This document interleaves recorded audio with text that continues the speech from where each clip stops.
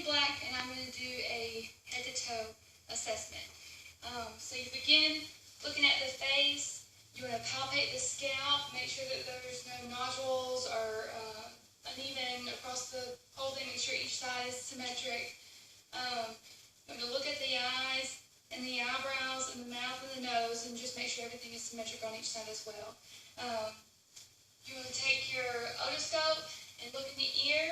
You can pull the pinna back, see if there's any pain or anything around the ear whenever you touch on it or pull on it. When you look in with the scope, you want to look at the canal, make sure that it's not red or inflamed. You want to look at the membrane, make sure it doesn't look cloudy, make sure it's kind of gray with a cone of light in the right place. And of course, you want to assess the amount of cerumen that's built up in each ear as well. And you'll do that to both sides. You want to look in the nose. You can do that with your otoscope as well. You want to look at the septum, make sure it's not deviated to the left or to the right. You want to look inside and assess the hair or the mucus that's in there. Make sure that both airways are patent. It's not red or inflamed there either. You want to look at the mouth, look at the teeth, make sure that they have good dentition. Make sure the membranes here are moist and pink and not blue or black or discolored or have any teeth that are broken or rotting off. You want to get your tongue blade and push down the tongue there, get them to stick it straight out. You want to look at the tonsils, make sure they're not red or swollen if they even have any. Look at the uvula, make sure that it's midline, it's not inflamed or swollen there. And you want to assess their gag reflex as well. So you can say, shine your light. Also look at the tongue, make sure there's no thrush or any sort of patchiness on the tongue there. You can get them to stick it straight out to the left and to the right to show the movement there, and that looks good. You want to look at the top of put your tongue down. Look at the top of the mouth as well as the base of the mouth under the tongue there. Make sure there's no ulcers or anything with there. You want to get your tuning fork and you'll make it vibrate, sit on top of their head. You'll see if they can listen or hear the tuning fork on each side equally, that it's not hearing more on one side than the other. And then you also want to put it on their mastoid bone here, and when they stop feeling it vibrate, you lift it up and see if they can still hear the vibration through their ear there. And with your light on the otoscope as well, you can check for perla in the eyeballs, make sure that the reflexes are brisk and that they can shoot the light. Okay? And then you want to assess the smell as well here. Taste, if you have something like that in the clinic, you can test for the taste to test the cranial nerves. You can take a pin or a quarter, have them close their eyes and put it in their hands and see if they can identify the object. And I'll get you to stand up as well. You want to test their vision. You can have the board or the chart on the wall, get them to stand 20 feet away, read the lowest line, and then you can see what their acuity is. You can test their movements here in 8 different fields, and then their combination here to the middle. And just to make sure that they are able to do all that without any abnormalities. You don't want any stagnation to the left or to the right. Okay, that's right now. And we can move on to the abdomen here. You want to listen before you palpate or anything. So you'll start with the 4 quadrants.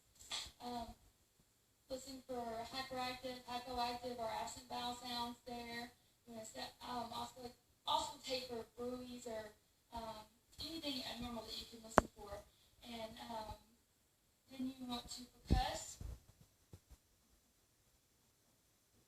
In all 4 parts as well, making sure that you hear symmetry there. And then you want to palpate. And you can do it lightly, make sure there's no tenderness, no pain on one side more than the other. And then you can go deep there to feel the organs. Feel for pulsations on the aorta. And then you can also measure the spleen over here to see if it's enlarged or inflamed. Of course, if there's any great amount of pain or anything like that. And also with the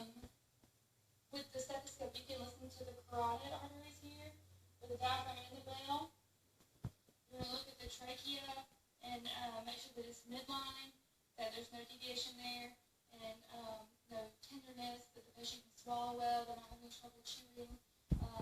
They can clench their teeth, clench it, and then you shift these muscles here, and also here in the neck. You kind of pull them down, like, and check these muscles here as well, make sure that they're even and okay. And then, I can just get with the respiratory status, you want to listen here with the diaphragm and the bell. Make sure that you hear the same. You can percuss. Making sure that it's all the same as stairwell, and just assess the overall respirations, making sure each chest is equal. And then take a deep breath. That the chest expands equally. And just to assess the rate and the effort and everything that they're doing with their respirations. Let me change it around here. Here you also want to auscultate as well.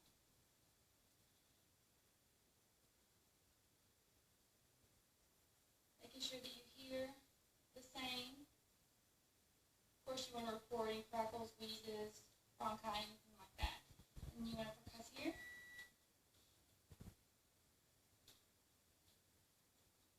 Making sure that you hear the same with that as well. You can get the patient to say 99. 99. And make sure that you can feel it the same between the faces and the tops and the bottoms. And you can put your hands here. Ask them to take a deep breath. And you want to make sure that your hands expand and come together in equal distance, that they're symmetric with that as well. Okay? Yeah.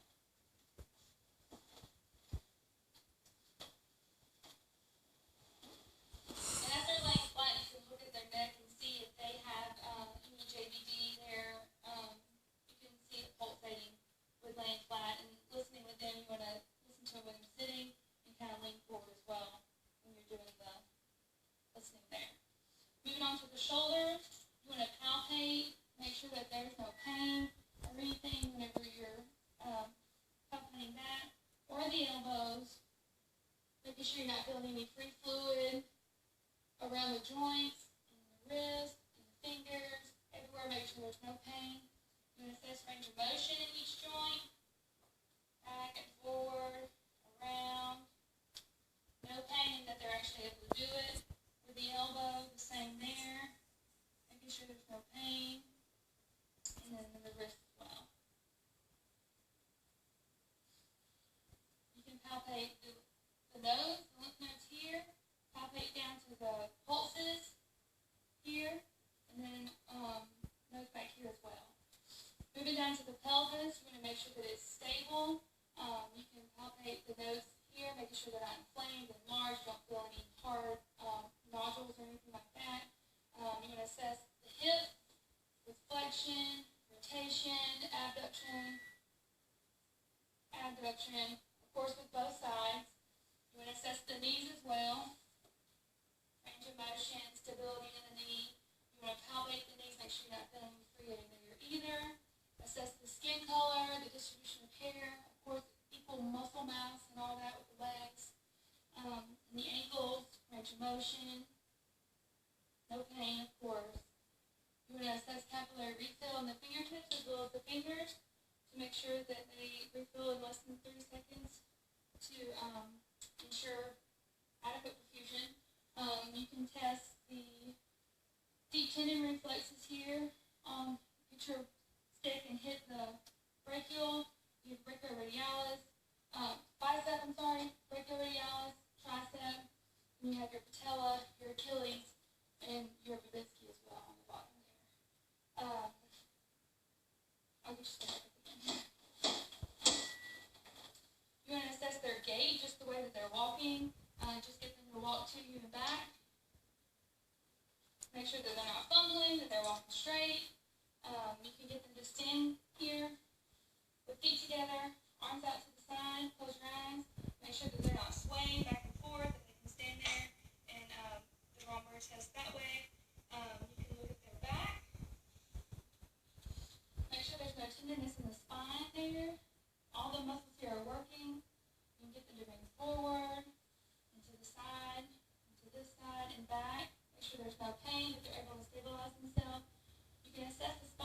sure that it's even, it's straight, there's no scoliosis to the left or to the right, that when they bend forward a little bit, that the back is even, one side is not higher than the other, and that it just looks symmetric on each side.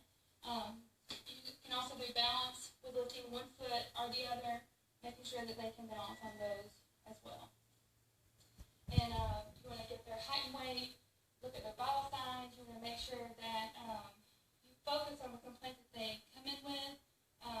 You want to assess their the way they talk, the way they obliterate stuff. You want to make sure all that's normal. And of course, it always helps if you have family there that can tell you whether their actions are normal or abnormal, whether their speech is normal or abnormal, facial droop, all that stuff, of course, with the stroke. And just the overall appearance, if they look